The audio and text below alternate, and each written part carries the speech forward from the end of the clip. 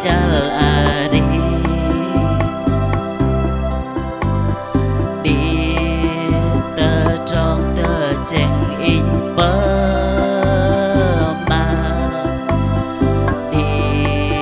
rim nát đấng nó rim chờ đi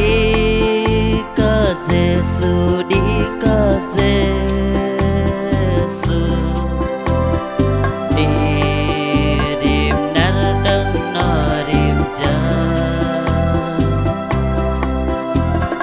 đi cơ Giêsu đi cơ Giêsu đi rim nát đấng nó rim chờ anh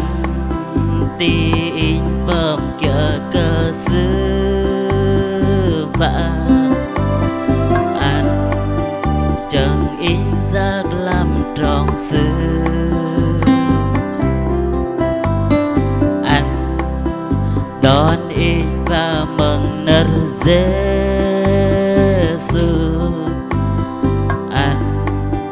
bật in hari cơ sư đi cơ Giêsu đi cơ Giêsu anh bật in vấn đề cơ sư đi cơ Giêsu đi cơ Giêsu anh bật in vấn đề cơ sư đấng nát in vắt lùi cơ Giêsu in cơ vã lăng kia tầng bờ